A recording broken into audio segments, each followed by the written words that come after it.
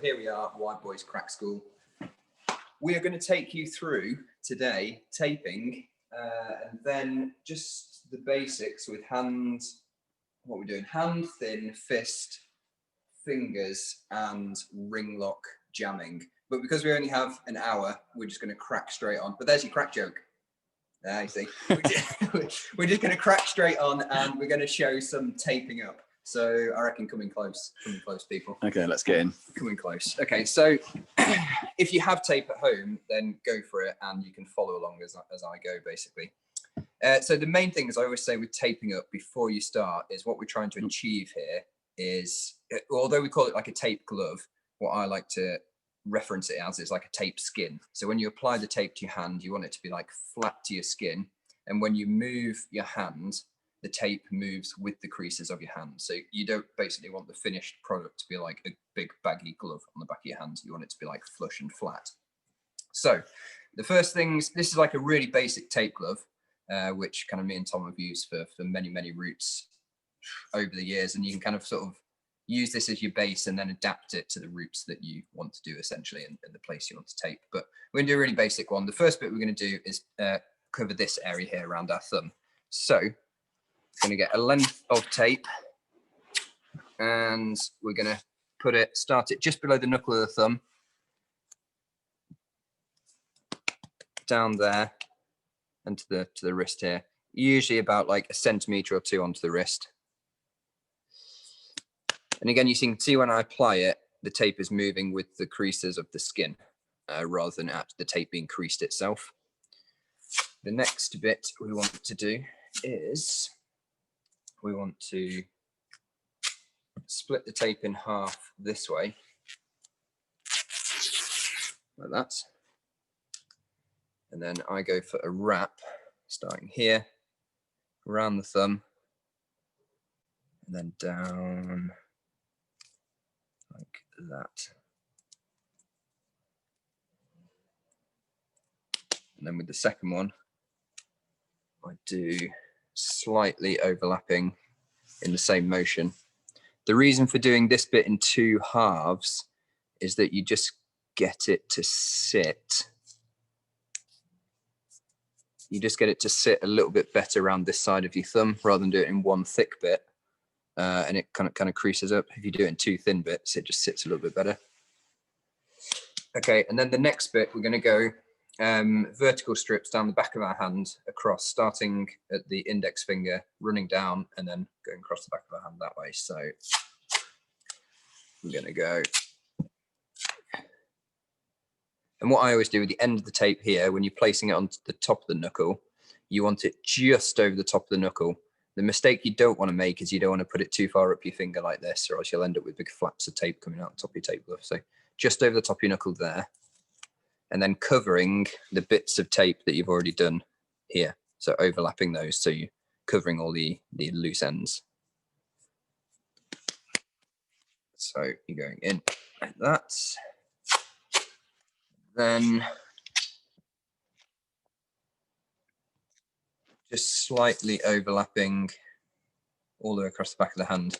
If you want the tape glove to be thinner, then you can just overlap it a small amount. If you want the tape glove to be like a thicker layer of tape, then you can do, you know, like 1/2 to 3/4 overlaps, essentially. It's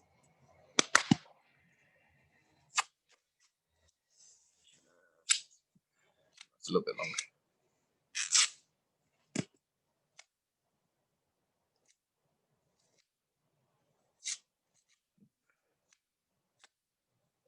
We don't apply sort of that spray on glue or anything like that, do we? No, we don't reuse glue on here. I mean, this tape is really sticky, so we don't really need it. The only time we've used glue is actually for the fingers, isn't it? Like super glue. Yeah. So when we've been taping the fingers. I think it's probably only necessary when the tape quality is really poor and it's that stuff that, you know, falls off really quickly. Yeah. So that's about the coverage that you want, something like that. Obviously, if we were just to leave the tape on our hand like that and start climbing, it would all fall off. So to finish it off, we do like a wrap around the hand. And I usually go for about 3/4 width of the tape. So ripping, this is like a 4 centimeter roll. So ripping it at 3/4. Could you just flip it over onto your palm just so you can see how much is covered with your palm? Oh, i.e. like nothing, that. nothing. Yeah, yeah. So that's how much is on the palm. Yeah. When we're doing the wrap, the important thing is that we don't want to do it too tight on our hand. Because if we do it too tight, then it will just like crunch all our fingers together. And it's really important that we don't do that, because you won't be able to make the correct hand shapes in the crack. So don't do it too tight. The way I always do this is pull out a good length of tape and then lay the tape onto the hand and around the hand, rather than pulling the roll of tape around the hand. So pull out a length of tape, and I always flip my hand into like a thumbs down position like that. And with the end of the tape, I start it just over the little finger side, and I'm trying to match this top edge of tape here to this top edge of tape here. So you're going like that, if that makes sense. So something along those lines, across the top of the knuckles. And then we're doing one underneath, across the top of the palm there. Now, if it was like a kind of difficult or like a wider crack, and I was going to be doing cupped hand jamming or something like that, I might do a double wrap around the knuckles. But in this case, I'm just going to go straight onto the next part, which is across the back of the hand like this, down towards the base of the thumb, onto the wrist. And then we're going around the wrist 1.5 times. So once, and then half, and then diagonally up the back of the hand. And then I always aim for this bit of skin here. I always aim to sort of like cover that bit there. And then coming into the center of the palm in a diagonal motion like that. And then at that point there, then we can rip the tape like that. And then we go for the infamous nappy tuck underneath.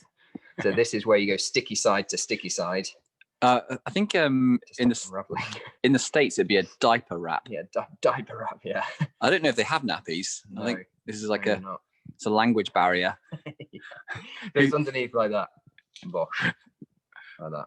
Bosh. And that's that's international language. That's international language. Everybody knows that now. And then the one last thing we do is we do a wrap around the thumb here to just finish off this end bit, which would be flapping around usually. So I just use a thin bit of tape for this. It's starting there, and then wrapping, doing a few wraps like that. That is one of the best looking tape gloves I've ever seen you make, Pete. Yeah. And then I always actually finish this bit on the underside here. So the thumb on, if I can rip that. I always finish the thumb on the underside, because then if you are actually using the thumb for any fist jamming, then that bit's on the underside is not going to get caught and start like rolling and stuff. So there you go.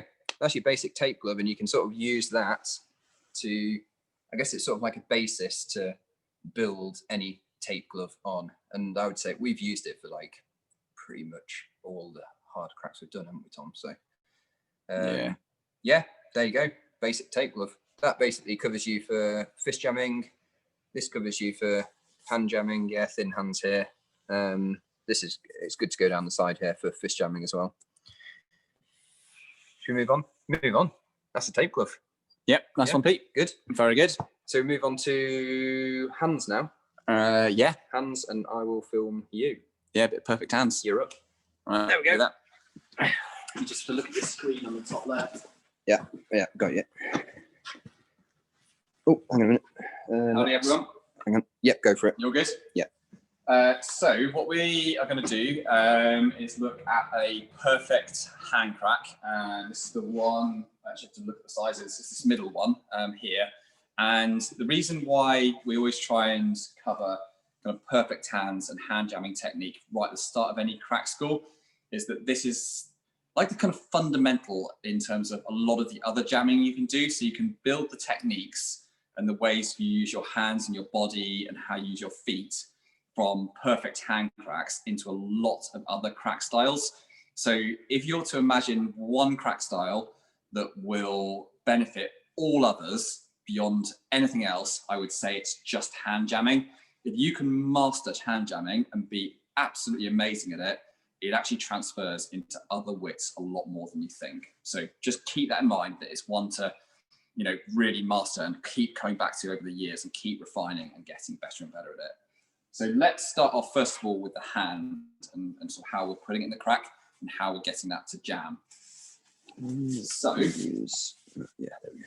In terms of placing our hand in a hand jam, whether it's with our thumbs up or thumbs down, there's kind of 3 key parts to that process. And the first one is that we want our hands to be a nice narrow profile, kind of like you're trying to insert a blade into the crack. So you want that wrist to not be cocked or on an angle, and you want the hand, the thumb, the fingers to be in a narrow profile. So essentially you can sort of slide and put that hand into the crack easily. So that way or that way, it'll slide well into the crack. And this becomes particularly important for when you're doing hard moves and you're kind of slapping and you're moving fast for jams, because you're able to get deeper and you're able to place the jam well. So that's the first thing. The next is how you use your thumb on a hand jam. And this is kind of like the active camming part. So it's like the Camelot, the friend of your hand jam. And the reason why it's so active is that when you move your thumb across your hand like this, is it widens your hand from being very narrow profile to now fattening it up in this bottom part here. So this is a really active part of your hand jam. And if you're ever struggling with a hand jam and you're going, oh, it's just not really working, whether it's thumbs up or thumbs down, it's often because you're just not engaging that thumb and really using that expansion part of your thumb correctly. Third part is the finger bar and the kind of the opposing forces that you provide in the crack. So pushing with your tips on one side of the crack and the backs of your knuckles on the other side of the crack. So it's 1, 2, 3 inside the crack. So I'll give you a demo of that for a thumbs up and thumbs down position in the crack. You can kind of see what I'm talking about. So first off is I'm going to slide that hand in. Oh, nice. I'm lost. The meeting's gone. Hang on. Got it? No, we're on a screen like that. Oh, zoom. That one. Yeah. Let's see. Don't know why it's done that. There you go. We're back in. We're back in. Sorry, folks. I was like, what the hell happened there? So sliding our hand in nice and deep, first of all, and getting right up to our wrist. That's kind of key, is that wrist is going as deep as possible, because that will really help benefit your jam. Next up is I'm tucking that thumb all the way across, ideally towards your little finger in the crack, because that will really work on the expansion point of that sort of base, the meaty part of your thumb. So in, bring thumb across and slide towards the little finger. And then lastly is I'm finger barring and pushing across the crack to stabilize and really adjust and get the most out of that hand jam. But one thing that I really want to kind of point out on this is, and I see this mistake made a lot outside, is when people first start, they often do a lot of kind of clawing and bending their fingers in the crack, and also trying to crimp too actively inside the crack. I think in general, it's best to practice or learn initially with a finger bar and really emphasizing those straight fingers across the crack. For sure, there are kind of advanced methods and nuances where you can start to crimp a little bit inside the crack, but I think it's right to get that finger barring element, you know, initially correct, so that you'll get that hand jam a lot more effective. If I flip it the other way around, then of course I'm going into that crack nice and low profile. So again, trying to go up to the wrist in the crack. And then what you won't be able to see from this angle, but inside, I'm then bringing that thumb back towards the little finger again, and then finger barring across it. So in narrow, bring thumb across, finger bar across, and then apply my pressure onto that. And what you'll notice is whether I'm doing it this way up or thumbs down, is I'm not sticking my hand in at 90 degrees perpendicular to the crack. I'm generally placing somewhere around 45 degrees to, you know, close to parallel and vertical with the crack. you'll just find a lot more alignment with that, and it will sort your body out in terms of body positioning as you're climbing the crack. So that's kind of the way to do it. So if I do a little sequence where I'll start with a sit start here, and I'll give you a sequence of hands up the crack, and you can kind of see how this works when you sort of tie it all together. I'm ready for it. Ready? Yeah, hit me up. My sit start with my feet don't come off the floor. Yeah, nice socks. Yeah, I've got my cherry socks today. So thumbs up we'll go for first of all, is placing that hand nice and deep. The other hand comes over, thumbs up, finger barring across. And then from there, placing that hand in, fingers across, hands in, fingers across, hands in, thumb across, and finger barring across. And what you'll notice is if you try and climb the crack with this marching hands, thumbs all the way up, is you have to swing around and you have to come around your shoulders for each kind of hand jam move. And when you're climbing, this actually makes it feel a little bit harder because you have to move your body around your shoulders and makes it a little bit more strenuous. So that's why with a lot of the crack classes that me and Pete teach, we actually teach people what we call swimming technique. So this one here I showed you was marching hands. So you're marching one hand over the other all the way up the crack. Now what we're going to look at is swimming, which is akin to having your thumbs pointing to each other. So one's thumbs down, one's thumbs up. And you can imagine this like swimming. So like breaststroke, your hands never cross. So one hand leads and the other hand follows. Do that left hand or right hand up. Kind of logical that you can do that. So I'll show you how you do the swimming technique going up the wall, and then I'll tie it all in together at the end, and I'll do a little demo with my feet in the crack as well, and showing you what's going on with that. Yeah, I want to see you do breaststroke a bit, Tom. That might get tricky actually. Yeah. I haven't got the swimming trunks either. So top hand, thumbs down, bottom hand, thumbs up. And what's really important on this one here is that when you're going to climb it, and I'll show you that in a second, you're going to try and keep your top hand really high with a nice straight arm. So the first thing I'll always do with any move is I'll try and extend high with that top hand and jam it. I'll shuffle up with the bottom hand and then extend really high with the top hand again. Shuffling up and then extending high with that top hand. So what we don't do with that swimming technique is keeping that top hand in really close. Basically your wrist gets in the way, it's way more pumpy, more strenuous, and it just doesn't work very well. So always extending nice and high with that top hand. Last bit that I want to show you before I get on the crack is also what you're doing with your feet in a hand crack. And that's kind of key. So if I grab a shoe, first off, and what I'm going to try and do with all foot jamming, and this transfers across, you'll see in a minute with Pete for the other Whittaker cracks, is you're trying to insert your foot into the crack in a narrow profile as possible. So in here, if I try and put my foot in with my knee would be high and parallel with the crack, it's just not going to go in, and it won't go very deep. I can't squeeze it in, and I can't have any kind of jamming from it. So what I'm aiming to do is turn my foot into a narrow profile, go really deep, and then twist my foot and apply pressure, and then I'm going to apply force and stand on that foot. So the real key here is that the knee has to point out from the side of the crack when you first place it in. So you go narrow profile, and then you bring your knee up and in line with the crack to apply the force, and then we've got some jamming. So if I give you a little demo now of how I'm going to do that all the way at the crack, you should get a bit of an idea of how this works together. Excellent. I'm going to go socks on today, Pete. Yeah, socks on. Yeah. Power socks. Hopefully, oh yeah, they do fit on. I was about to say, there was a good chance that I couldn't actually get the shoes on with socks. All grades count for one more with socks on, don't they, as well? I'd say so, and it's good style points as well. Yeah. You look better. And that's good for you. But only when you do this. Yeah, exactly. Look at that. Yeah. Tucking it in. That's how we do it for the off-whip thing. Yeah. Tucked in socks. Okay, let's see it. Yeah, actually, you look really on point. On point. That's not much, is it?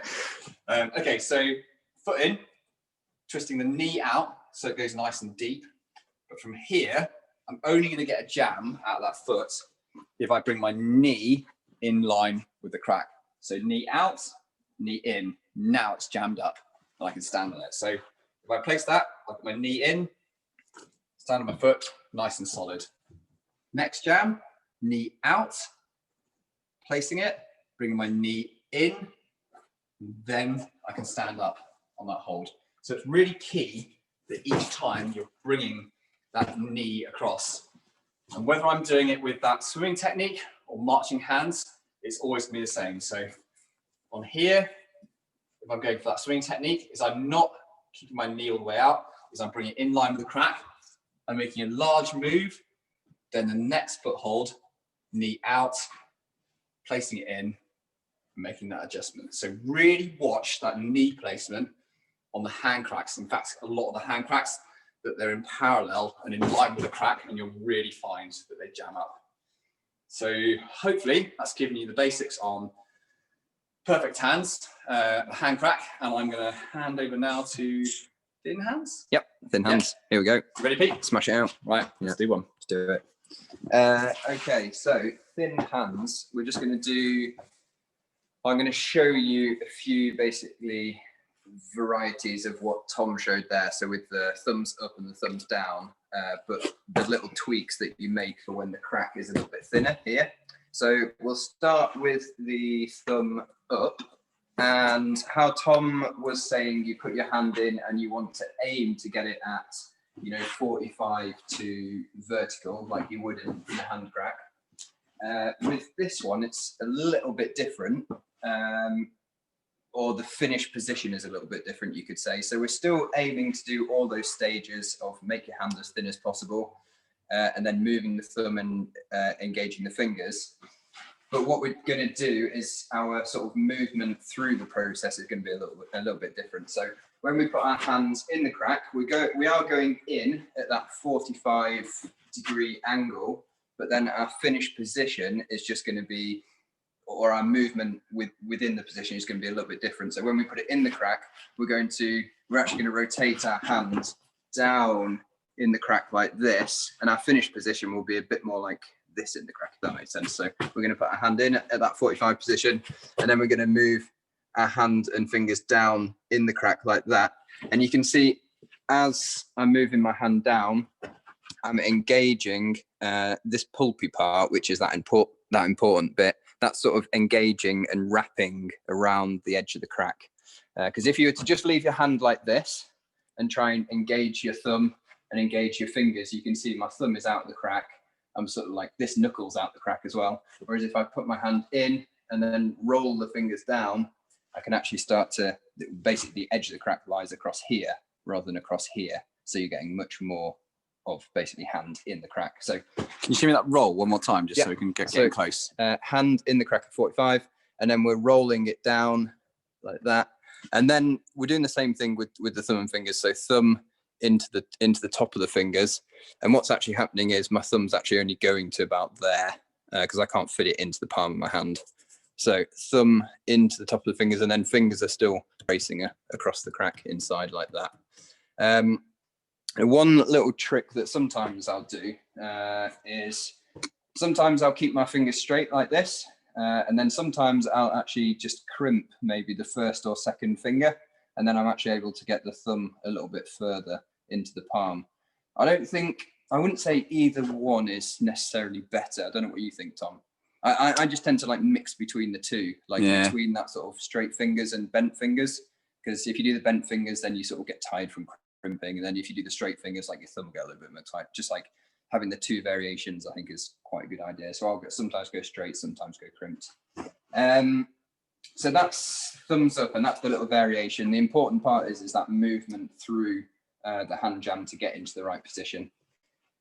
So thumbs up, thumbs down. The variation that we are going to do is, again, the sort of, not the movement through the jam, but more the starting position that we're going to use to put our hand in the crack. So usually with a thumbs down jam, we'll be sort of entering, if it was a normal hand crack like this, we'd be entering the crack sort of in a thumbs down position, because our hand goes all the way in, sits in there nicely. If we were to go into the crack like that way, there's you're basically, again, this bit, your kind of pulpy part sits outside the crack. So what we want to do is we want to put our hand actually into the crack in this position. So thumb first. So you're actually going thumb first into the crack. It's more of a thumb up position, but in a weird, cock your wrist in a weird way. So thumb into the crack. And then in that position, keeping our thumb in there, we're rolling our hand over the top like that. And you can see there's much more of the hand inside the crack. The thumb's in the crack. When my hand is in there, we're doing the same thing with the thumb and fingers. So pushing the thumb towards the little finger. So pushing, I'm not sure you'll be able to see it, but pushing the thumb towards the little finger and then bracing the fingers across the crack like that. And then with the art, I guess, like what Tom was saying, it's nice to be able to keep that top hand high, so then you can have a nice straight arm. If you're too low down here, your arm's coming out to the side, your body isn't in line with the crack. And also your weight also starts hanging away from the wall. And when your weight starts hanging away from the wall, you then want to like pull your body in, your arms go out to the side, and then it's just like a disaster. And you end up, when it's thin, you end up, pulling in and then elevator dooring and all that kind of shenanigans. Basically, you've got about 10 seconds before you fall off. Yeah, exactly. So I'd say they're the two variations you want to concentrate on. That thumbs up, rotating in like that, finish position more like this. Thumbs down, starting position like that, rotating over the top. The variation with the feet is, I'm going to get your shoe. So the variation with the feet, how Tom was describing, you putting your foot in quite, what do you call that? Is that perpendicular? Yeah. Perpendicular to the crack. With this one, we're going for the same sort of method. So we're actually going to put our foot in like this, but then when we stand up on it, we're actually going to roll our heel and foot down, and we're going to get more of this area for the boot into the crack. So more of like that area. The reason being is this area of your foot is a bit more lower profile than this area of your foot. So if you're to stick your foot in that way, it doesn't go in as far. Whereas if you to put your foot in that way, it goes in a little bit further. You can get more rubber in the crack. So when you do put your foot in, you're putting your foot in, you're turning your knee up in the same manner, but then when you stand up, you're just letting your heel and foot drop, and you're actually, I can feel it there, it's sort of like engaging on my little toe more than it would normally, I would say. So you're really aiming for that kind of finished position. And in the same manner, knee out to the side, knee in, stand up and drop the heel. So I tend to climb them a bit more like that with the feet. And again, with the thin hands, you can kind of go for you can go for marching hands, or a really nice way to do these vertical cracks is that swimming technique with the high hand. So you can have that top hand in that thumbs down position. So I would say with thin cracks, or these thin hand cracks, I would say in general, most people find doing thumb into the crack or thumbs down easier, because you can get that pulpy part in much easier. But it is definitely good to have kind of both methods of thumb up and thumb down kind of up your sleeve. Because like you definitely do use this thumbs up. I mean, we've used it a lot in roof cracks, actually. That kind of, we call it paddle hand nowadays. Sort of like hand into the crack and using those thin hand jams in that manner. Actually, you shouldn't pass on too quick. Just make sure that everyone watching definitely knows this word, the paddle hand. Yeah, it's coming. They need to know that this is the moment when they heard this phrase. Yeah. 2020, yeah. October 2020, paddle hand is coming. I'm going to leave thin hands there, and I think we should move on to fists, unless there's anything urgent you want to add into that you think I might have. No, I'll get on with the fists. I'm on fists and thin fingers, aren't I? Fists and fingers. Yeah. Shall I put the charger in just to make sure that make sure we're all good and we don't nail everyone out of it. Yeah. Okay. Good. We're in business. Hit me up. Right. I'll hold that as well. There we go. Yeah. Oh, if only people could see the setup that you've got there. Holding camera, like holding extension cable in one hand. Yeah, very professional. Right. Okay. So fists and fingers? Fist first. Yeah, let's do fists first. So with fist cracks, I remember this was one of the kind of later techniques that I learned on in my crack climbing, and I kind of really avoided it at the start because I always felt like with fist jamming, unless it was like a bomber one where you got it locked in on your wrist and you're kind of just hanging off the bone, it always felt more insecure. And I kind of convinced myself that I wasn't doing the right technique and wasn't getting it right. But really, as it turns out over the years, what I've learned with the fist jamming is often this is the style of jamming that just does feel a bit more insecure. And you have to learn to be a bit more comfortable with just having a slightly less of a margin of error. And you haven't got such an active sort of muscular element to this. It really is just using the ligaments and the bone in the right angles to jam into the crack. So you just can't quite get as much out of it. So don't feel like you're getting it totally wrong if it doesn't feel as good as a bomber hand jam. And the two things that I want to kind of cover with this fist crack here is standard fist jamming technique, and then what you do when your fists are a little bit too narrow for a crack, because everyone's going to find a crack which is too wide for their fist, no matter how kind of massive spade-like hands that you have. So first off is with a standard fist jam, you can place this with either hands, palms up or palms down, of course, just like hand jamming. But secondly is that when we bring our thumb and make our fist jam here, is that we can do it with both our thumb tucked inside of the fist and thumb outside of the fist. I've varied across both of these over the years, and I haven't really convinced myself whether one is better than the other. Do you vary as well, Pete? I usually go thumb on the outside, but I have done thumb on the inside on occasion, and I'm not sure it's any better or worse. I feel like it's just what you get used to. Yeah, it's a personal choice, isn't it? Yeah. But with both of those, what you're really looking for is that as soon as you've made that fist position and you've found the comfortable position to place your thumb, is you're really squeezing to the maximum amount to actually make the hand rigid.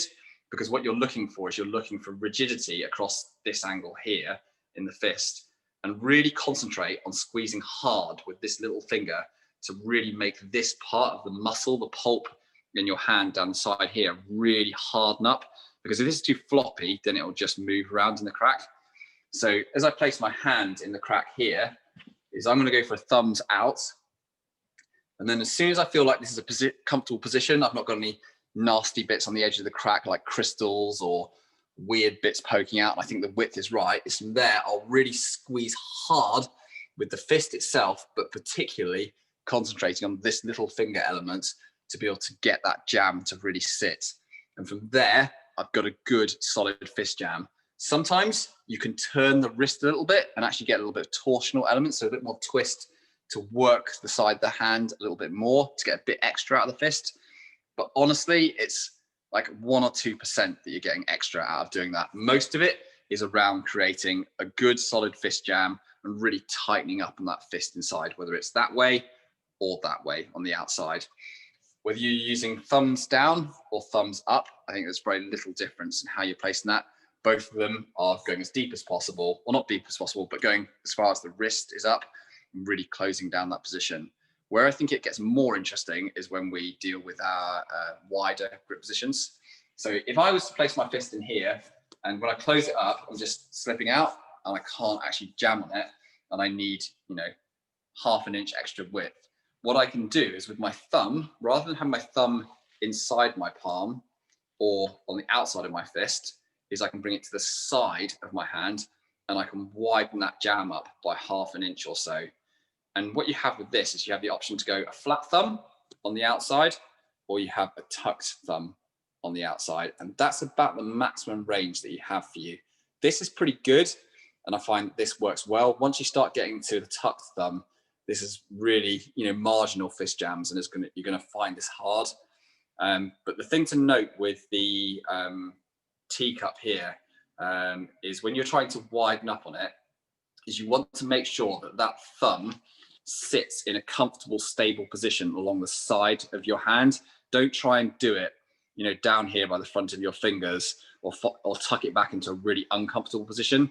Just put it centrally and find a nice, comfortable position. The other thing that I often do with disc jam as well in the crack is that as I'm placing my jam, what I'll do is even before I've thought to close my fist, is I'll place that thumb in the position that I want it to be. So I'm sort of setting up early with a thumb. I'll slide it in, and then from there, I'll close it up. So I don't try and find the fist jam position and try to somehow get my thumb down the side. You have to set it up early so that's set up, and then you've got that squeezing position. So I think that's kind of important on that jam. Yeah, that's a good point. Last thing on fists is with your feet. If I just grab a shoe. I'm just going to swap arms and get pumped. Is in a fist jam, you've kind of got the pretty much ideal foot jams. They're nearly always just totally bomber. And really with these, what you won't need to do is turn the knee right out and twist them in.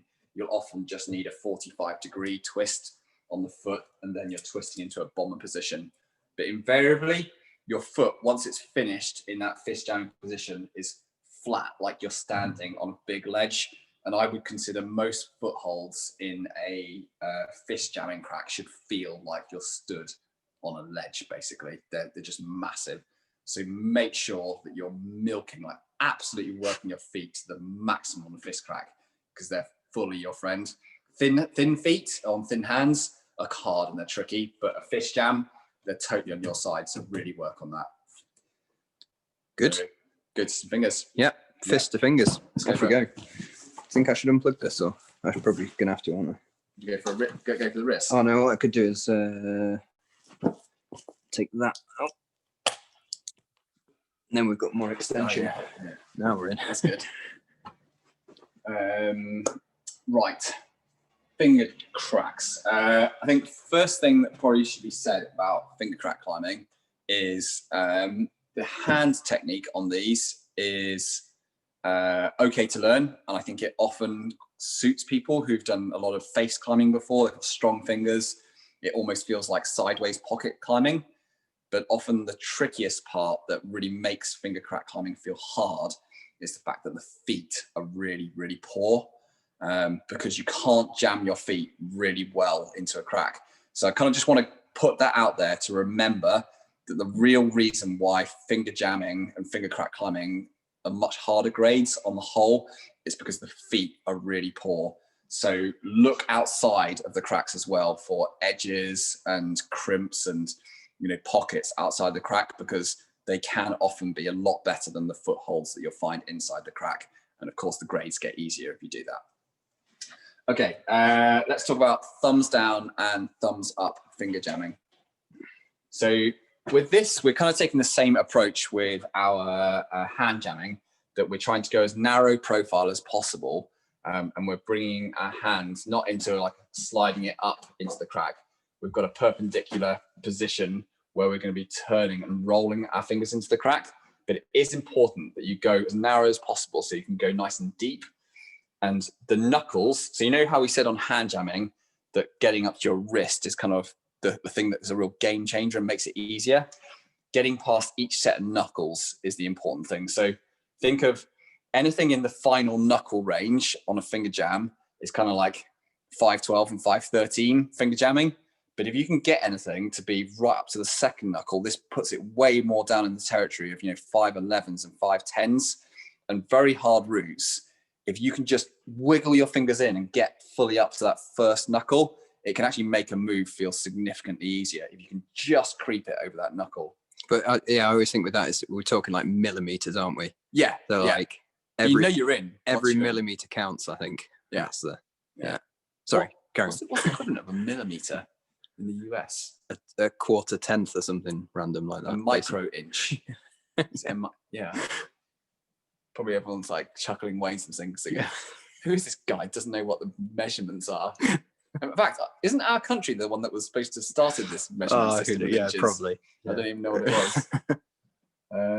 Yeah, that was telling. Anyway, so hands in the crack, all fingers in, and then from there, got my thumb outside of the crack. So I've not got thumb tucked into the crack, outside, and then I'm going to roll the wrist and the hand down from palm outwards to palm coming down level with the crack. So you can see how palm is out, rolling down level with the crack. And as I do that, you'll see that the thumb rotates up, and also the ring and little finger are often going to rotate outside the crack. And that is absolutely fine. That is a correct finger jam, because now I've got loads of force on this index finger and a little bit on the index, sorry, not the index, the middle finger. The ring and the pinky are really fully at the crack. Maybe a little bit of sort of edging on the side of that one there, but it's all on these first two fingers. So again, don't think that a good finger jam is going to be all four fingers in and all four fingers staying in at one time. Really crank that hand and that palm down so you're rotating down. What's great about this as well is you can concentrate on having the wrist and the palm low, is it'll also keep your elbow low on the crack. And I think you can think of the elbow positioning being similar to the knee position that we talked about with your feet, is rotate that elbow out to being in line with the crack. And that will tend to save you in most situations. We don't tend to climb finger cracks very much with our elbows pointing out all the way up. That's kind of like Gaston elevator door type situation. Here, you want to roll that down, level the crack. Same again for when we have our thumbs up position and jamming in the crack, is our palm is rotating down and level with the crack. And I'm jamming this one. In this case, for me, I'm jamming a lot more on the middle finger. Sometimes the index finger here will start to roll out a little bit. And if I'm lucky, I'll get that middle finger, the ring finger, to really jam well in the crack. I have quite a big difference here between me and Pete in the kind of shape of our fingers relative to middle and ring. So I often have to tape this ring finger to make it match up a bit more in size for the middle finger, so that when I'm doing my thumbs up jamming, I'm getting an even jam across both those two fingers. Another point to make on this one is the thumb still stays out of the crack on it as well. But you can see as I've got that jam and I've really seated it, I've dropped my elbow nice and low on the crack. So it's in line and I can do that next move up again. With your tips cracks for both of these, and they're really thin, I think it's, I've got to stress how much when you get right to tips, whether it's that way up or the thumbs down, is work every last millimeter to get beyond the knuckle, because it seriously counts. It can go from feeling, like you're going to fall off and you're desperate and it's totally impossible, to if you can do 2 mil and get over that first knuckle, sometimes you'll change from falling off to actually being able to chalk up or place a bit of gear from that position. So really think about those knuckles, especially on those micro cracks. They're really important. Would you say you take a little chisel in your bag to chisel away your fingertips? Only when no one's looking. Yeah. Oh, was that recorded? No. Yeah. Pete, this is recorded. Yeah, I never yeah. said that. Scrap that. Yeah. Scrap it. I said something else. Shall we? Onwards. Oh, ring locks. Ring locks. Yeah. Ring locks. I'm on ring locks. Right, let's get you on ring Okay. locks. Ring Ready? locks. Yep. There's your little bit. Cool. Okay. Okay, ring locks. So, with ring locking, I would say this is a reasonably advanced technique, and again, it's all down to sort of like hand positioning, arm positioning, and how you move your hands as you're creating the jam, essentially. So the thing with ring locks is we want to take what we've learned from Tom over there on the finger cracks, and we want to remember the thumbs down jamming this way and what he taught us over there, but we're going to use our thumb to help us on that slightly wider size. So if we look here, basically when we're talking about ring locks, so I should have said this before, we're talking about ring locks, we're talking about this awkward size in between those bomber finger jams and that thin hand jam, which I showed you before. So we can't quite get a thin hand jam. We can't quite get a finger jam that's going to slip through. That's where we have to use a ring lock. So the important thing with ring locking is the positioning of the thumb to start with. So you want to put your thumb into the crack like this. I'll do it down here actually. Yeah, like that. And you're aiming to get this part of the thumb here and this part of the thumb here touching the side of the crack, and you're going to be pushing like this inside the crack. When you put your thumb in, it's really important not to put your thumb in too deep like this. or else you'll never be able to create the correct finish position. So you want to put your thumb in kind of just on the edge of the crack, and then with your fingers, essentially you're creating like a platform or a constriction in the crack to then use your fingers to finger jam over the top. So we're going to keep our thumb exactly where it is, and then we're going to finger jam in the same way that Tom showed us a finger jam over there. We're going to finger jam over the top and onto our thumb. So when we move our hand up, it's really important that we keep our thumb exactly where we placed it. Or else if you move your fingers and move your thumb at the same time, then there's totally no point in putting your thumb there. You may as well just put it in. So it's really important that you keep your thumb exactly where it is, and you're moving you basically want to think there's like a pivot in here in a way, keeping your thumb where it is, and you're able to move your hand and arm separately from that thumb. So thumb in, and then fingers over the top like this, as you would when you're finger jamming, all the way in. As you're doing that, you'll see like my elbow is actually lifting up and away, and that's all right. When your fingers are in position, then you want to turn your hand in and down and bringing your palm flat against the wall, like Tom was saying over there, bringing your forearm and elbow down and flat against the wall in the same manner that Tom was saying. And in that position, when you're bringing it down, your thumb will also rotate like this. So you're getting loads of pressure through here, loads of pressure through here. And then I also actually feel it sometimes in the nail bed of my thumb. I have to say it can be quite uncomfortable ring locking if you're doing a lot of them. But the really important thing is you're keeping your thumb exactly where it is. Fingers over the top, so lifting the arm up to get the fingers in the right position, and then bringing it down to twist the fingers in place. And I can, feel it on the side of my thumb, tip of my thumb, nail bed, and then also in that normal finger jam position. And you can see again, my little finger is out the crack, and I'm engaged mostly on the index, the middle, and then this finger is doing something. It's resting, because this is quite wide actually, but it's resting on top. If it was slightly thinner, it would start to rotate out a little bit more. But that's essentially your ring lock, and how my hand looks. See underneath. Yeah, I was just going to say, I'll bring my hand out like this. Okay. Like that. So it's like that. So I'm like that in the crack.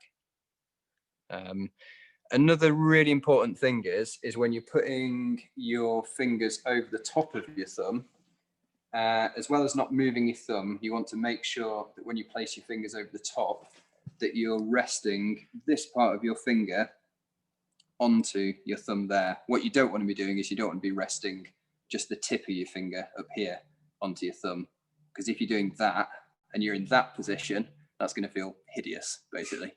You want to make sure you're rolling your hand as far over as you can, because I mean the crack is wide enough to get your fingers in, because it's that ring lock width. So all the way over into that position. So this part is on your thumb here, and then cranking it down. So your finished position would be something like that in the crack.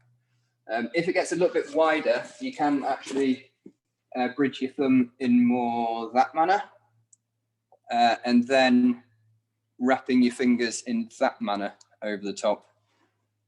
So you'd be more like that in the crack. And again, that's quite good. You've got the bridging of the thumb and then also the expansion of the fingers, and they're also kind of resting on there. So that's like a kind of a wider variation, I would say. And again, for that, just keeping these fingers straight and up to the side of the crack. What do you call that one, Pete? I think. Do you give that a different name? Just a ring lock, a bigger one, a ring lock, a big ring lock, A rung lock. a rung lock. Yeah, is it? I think we should. Yeah, I think we should call it that. A ring lock and a rung lock. A ring lock and a rung lock. Cool. Yeah. Yep. Good. All three fingers are rang lock. Yeah.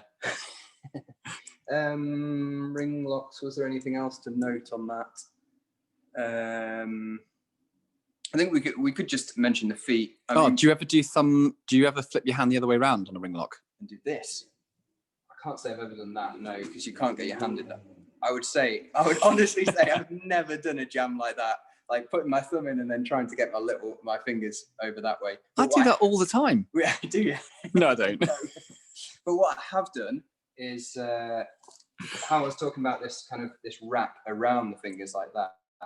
I have done some where it's just been the back two like that, but without the thumb. So this is if the crack is a little bit shallow and you can't fit your like a thin hand in, let's say, for example. Yeah. Then you do, well, I could sort of call it the donut jam. So you're using the fingers in that manner, like a 3, like this, yeah. into the crack like that. Or you could use back 3 like that, or front 2, or back 2 like that, depending on the size. I guess you could use middle 2 as well, to be honest. Middle 2. So that's the Spider-Man jam. Sweet deal. Yeah. Sweet deal. Making up all sorts of stuff here, Pete. Just make up as we go. We're supposed to be teaching. We're supposed to know what we're doing on this. Yeah. So was that all? That was everything we were going to go through, wasn't it? Yeah, I think it was. I think we're going to go into some like Q&A stuff for everyone. Should we open it up to the people? Yeah, see what everyone thinks. I guess if people can demute, maybe try not to speak over the top of everybody, or everybody over top of one another. But I guess we can answer a few questions, can't we? Yeah, I think so. I've only got 3 people's faces on the screen, so that's if anybody has any questions. Yeah, that's a good question. I'm sure someone will have a question, and if they don't, they won't know if we just plant one and make some stuff up. Is there some comments? Yeah, they'll never know. Yeah, look at this. This great comment here. In Colorado Springs. I've got a question for you guys. Thanks so much for being here today. I'm very new to crack climbing, and it seemed like from the presentation today, focusing on perfect hands would be a good place to start. What would you focus on as kind of a second level of development and learning to crack climb? Second level of development, I would say moving on from hands. To be honest, I would go to thin hands because it's that next stage up from hand crack climbing, and you're using the hand crack techniques, and you're just adapting them slightly and making very, very small changes to the way you put your hands in, and then they're just a little bit more difficult. So I would say that's the next stage up. And I would also say, I'd say that from a technique point of view. So if you're practicing a technique, that's a good stage to go. But also from a training point of view, I think we found over the last few years that this is kind of more applicable to roof cracks, but we found that the thin hand jam is really transferable in the sort of like muscles that you use to other jamming. And we like to sort of refer it as, if let's say you take like your fingerboarding and finger strength, for example, the half crimp, doing this is really working on this as a strength gain is really good for the full crimp, but it's also really good for that open hand. And what me and Tom have found is that the thin hand is actually really good for transferring, like working on that thin hand jam is really good transfer, like training transfer to all the other types of jams. And we've been working on it quite hard the last few years, and I would say we've seen some of the best gains in our crack climbing by I think we've actually even improved our technique as well as our strength in the thin hand jamming. So I think it's a really good state. I think, to be honest, I think it's good for everybody, no matter what stage you're at. If you've mastered hand jamming and you feel very comfortable at that, then sort of no matter what stage you're at with your crack climbing, I would say that thin hand jamming is beneficial to working on. That would be great. Thank you. So I should essentially follow the progression you guys did in the video. See, you know what you're doing. Yeah. Pete knows what he's doing anyway. At least as one of us. I might just put it down there so we can both sit and I can. Do it. I'm just going to flip this round. Everyone, hang on. Just put it up against there, maybe. And you can.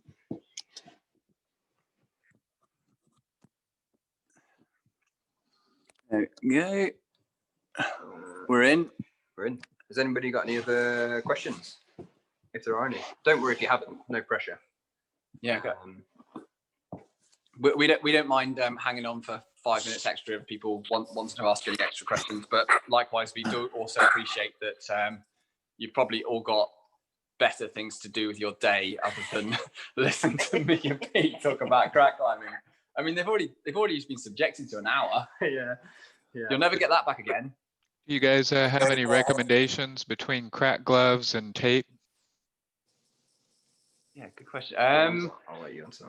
I think on the whole, you can kind of split it up into whether you're going all day crag climbing and you want to just get loads of mileage and the grades aren't very hard, then I would tend to go for a crack glove, so reusable rubber leather crack glove. And I think they work really well. They're kind of cheaper in the long run because you can have thousands of uses out of them. They're very comfortable, convenient. But as soon as it goes down to really hard, like at your limit crack climbing, where you need to kind of work especially if it goes very thin, I think a good route specific tape job where you can, change the design of your crack glove and do exactly the right thickness you want for your limit is a really good way to go. And that probably mirrors, like the last trip I did to the States, I often would climb the easy sections of routes with a rubber crack glove on.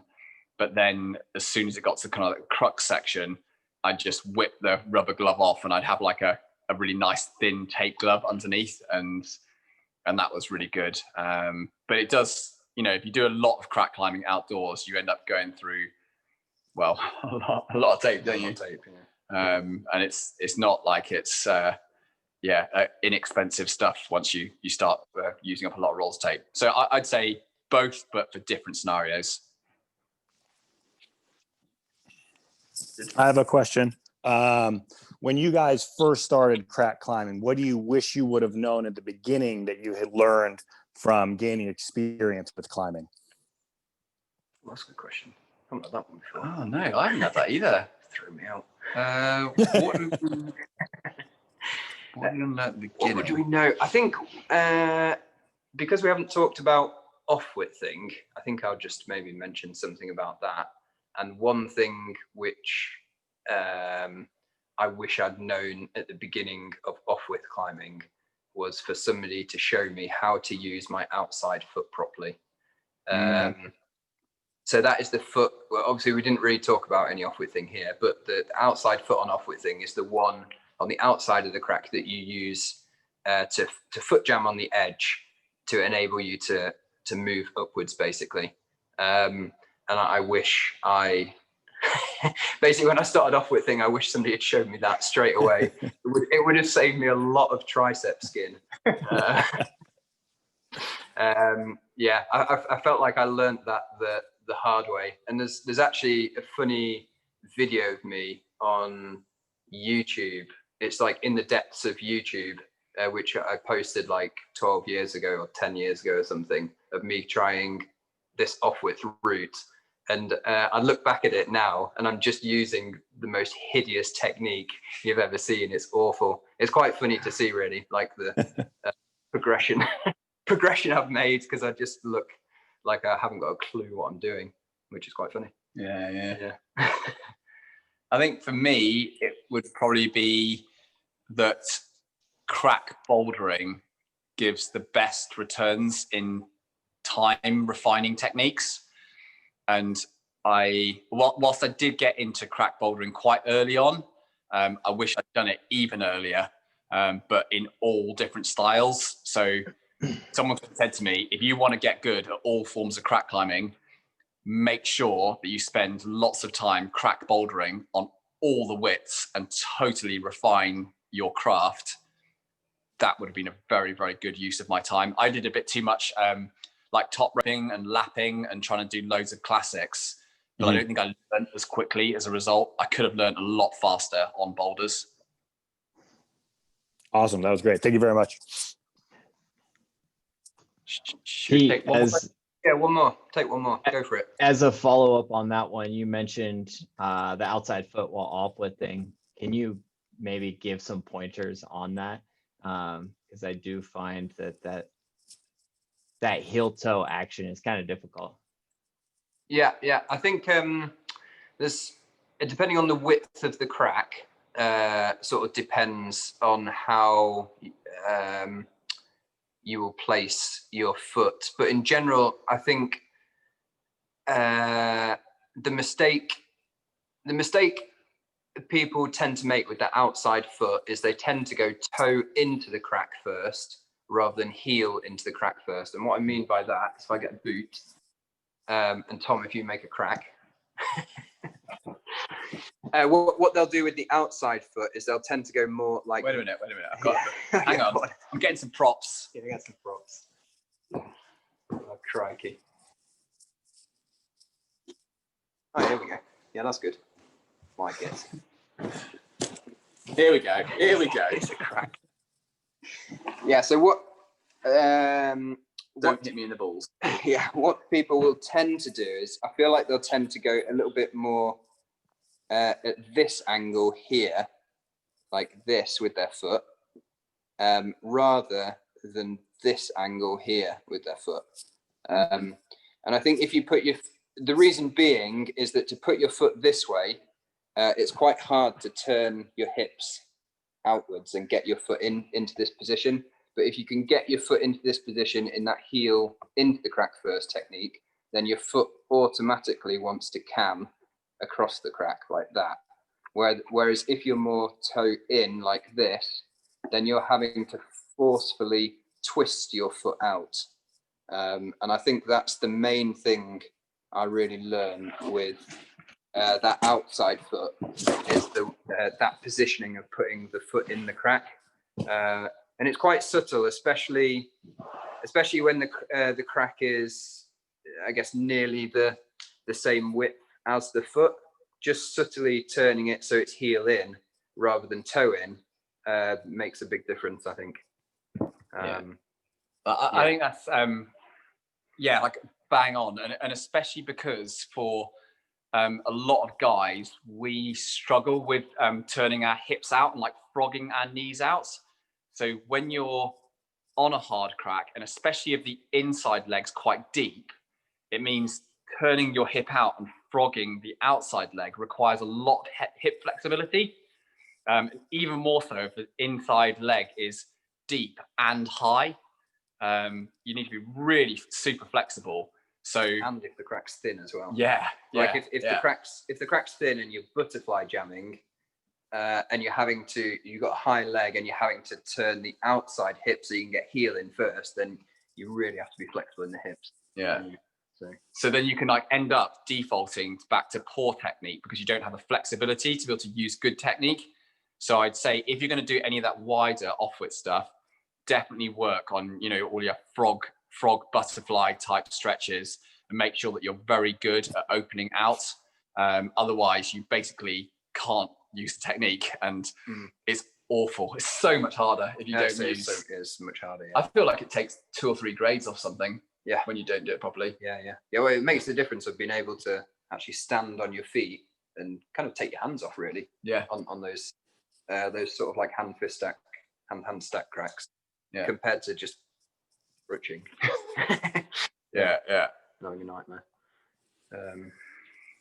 Okay, good. Cool. Oh, actually, I'll just show you one last thing before we finish. I'll show you how to take the tape glove off without completely ruining it. So the way pair of scissors. The way I would take this off is I would undo the thumb loop like that. And then I would make one. I would make one rip down the wrist loop here. I'm going to use a pair of scissors, like without cutting myself, if I can cut it. Can't promise that these scissors are actually sharp. Yeah. So I make one cut down the wrist loop like that, and then I would peel it off the back of the hand, keeping everything together, sort of.